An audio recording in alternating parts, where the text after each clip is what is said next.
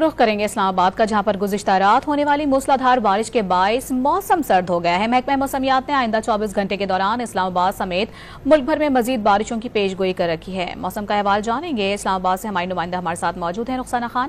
جی رخسانہ، بتائیے گا اس حوالے سے آپ۔ جی بالکل، اس وقت وفاقی دارالحکومت اسلام آباد کا موسم بہت ہی زیادہ خوشگوار ہو چکا ہے۔ گزشتہ رات سے موسلادھار بارش کا سلسلہ جاری تھا۔ اس وقت بارش رک چکی ہے اور سردی کی شدت جو ہے اس میں بھی اضافہ ہو چکا ہے۔ محکمہ موسمیات نے بھی پیش گوئی کی تھی کہ اسلام آباد سمیت ملک بھر میں جو بارشیں ہیں اس کا سلسلہ شروع ہوگا، اور گزشتہ رات سے ملک بھر میں بارش کا سلسلہ جاری تھا۔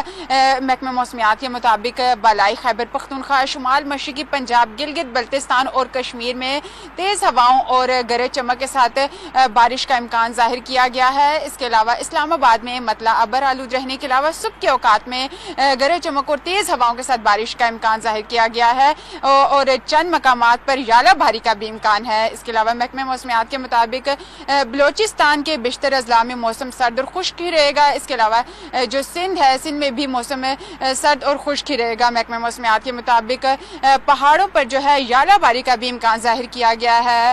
اس وقت اگر میں اسلام آباد کے درجہ حرارت کی بات کروں تو جو درجہ حرارت ہے 16 ڈگری سینٹی گریڈ ریکارڈ کیا گیا ہے، اور جو موسم ہے بہت ہی زیادہ سہانا ہو چکا ہے۔